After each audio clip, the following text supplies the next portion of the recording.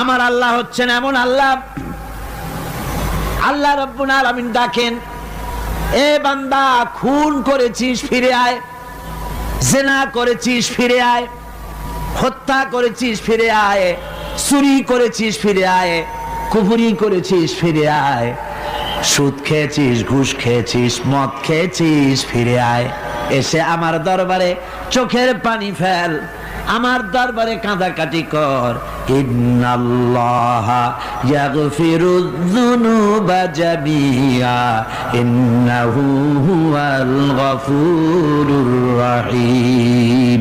আমার দরবারে চোখের পানি ফেলে কাঁদ, আমি রব্বুল আলামিন জিন্দেগীর গুনাহ মাফ করে দেব। সুবহানাল্লাহ কোন, সুবহানাল্লাহ কোন। আমার কাছে কাঁদ, চোখের পানি ফেল। আল্লাহ রাব্বুল আলামিনের কাছে বান্দার দুইটা ফোঁটা বেশি প্রিয়। একটা হলো জিহাদের ময়দানে যে রক্ত ফোঁটা দেওয়া হয়, এটা আল্লাহর কাছে প্রিয়।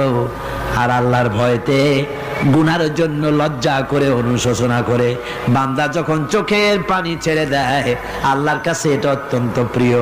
নবীজি বলেছেন, বান্দা যখন গুনার ভয়তে, আল্লাহর ভয়তে, জাহান্নামের ভয়তে অনুশোচনা করে যখন চোখ দিয়া পানি ছেড়ে দেয়, ওই চোখের পানি নাকের অর্ধেক আসতে না আসতে আল্লাহ রাব্বুল আলামিন বান্দারে মাফ করে দেন।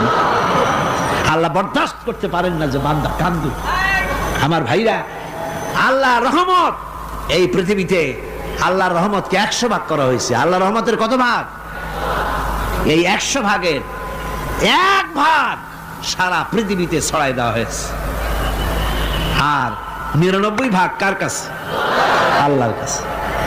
একটা ভাগ দুনিয়া ছড়ানো হয়েছে আদম আলাইহিস সালাম থেকে নিয়ে এই পর্যন্ত, এখান থেকে নিয়ে কিয়ামত পর্যন্ত পৃথিবীতে যত মানুষ আসবে, যত প্রাণী আসবে, তাদের মধ্যে প্রাণী জগতেও গাভী তার বাছুরকে ভালোবাসে ঠিক কিনা, হাতি তার বাচ্চাকে ভালোবাসে ঠিক কিনা, মুরগি তার বাচ্চাকে ভালোবাসে কিনা, প্রত্যেক মাই তার সন্তানকে ভালোবাসে মানুষের মতো।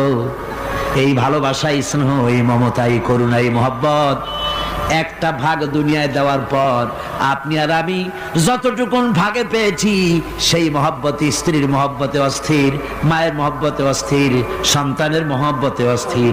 এখন চিন্তা করেন, একটা ভাগ সারা পৃথিবীতেই বিতরণ করার পর যেটুক পেয়েছি, তাতে যদি এত মহব্বত হয়, তাহলে এর 99 ভাগ মহব্বত যে আল্লাহর কাছে জমা আছে, এই বান্দার জন্য তার কত মহব্বত, এই বান্দার জন্য কত করুণতা, কত মহব্বত, কত দয়াতা। এজন্য আল্লাহ রাব্বুল আলামিন বলেছেন, নাব্বি ইবাদি আন্নি আনাল গফুরুর রহিম। ও আমার নবী, সুসংবাদ দিয়ে দাও, বান্দাদেরকে শোনায় দাও যে আমি আল্লাহ তাআলা ক্ষমাশীল আর দয়াবান। হুজুর কাঁদতেছিলেন, হযরত ওমর রাদিয়াল্লাহু তাআলা আনহু এসে দেখেন হুজুর একা কাঁদতেছে। হুজুর জিজ্ঞেস করছেন, হযরত ওমর জিজ্ঞেস করলেন, হুজুর আপনি কাঁদেন কেন একা একা? হযরত ওমর বলেন, আমি যখন প্রশ্ন করলাম, নবীজি বললেন, আমার কাছে কিছু আগে জিবরাইল এসেছিলেন।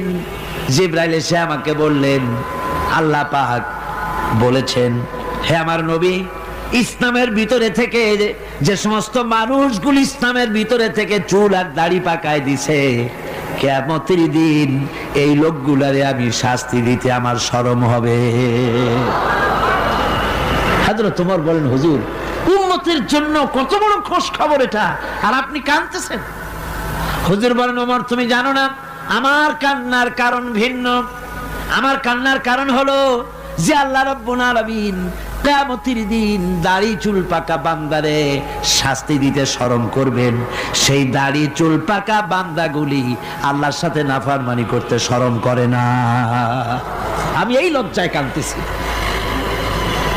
ভাইরা, হুজুর আল্লাহ পাক বলেন, ও আমার নবী, রাতের আধারে যখন একটা বুড়া আমার দরবারে হাত উঁচু করে, একটা বুড়া মানুষ রাতের আধারে যখন আমার দরবারে হাত উঁচু করে, আর যখন বলতে থাকে, রব্বুল আলামিন আমার পেছনের জীবনটা বড় খারাপ করেছি, এমন কোন কাজ জীবনে করি নাই যা তোমার কাছে কিছু দাবি করতে পারি।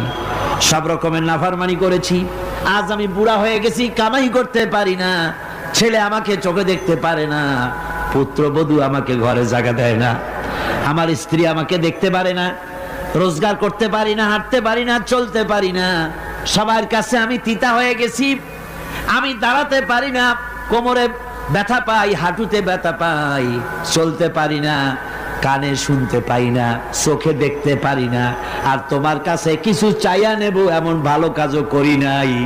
এইভাবে যখন বান্দা কাঁদতে থাকে আমার দরবারে, ও আমার হাবিব আমার রহমতের দরিয়ায় জোশ মেরে যায়, আমার শরম হয় এই বুড়াটারে কেমনে খালি হাতে ফিরাইয়া দেই।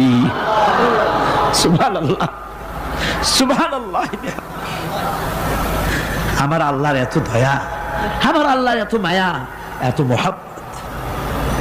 আমার আল্লাহ রাব্বুল আলামিন বলেন, ওয়াইদা সালাকা ইবাদি আন্নি ফাইন্নী করিব।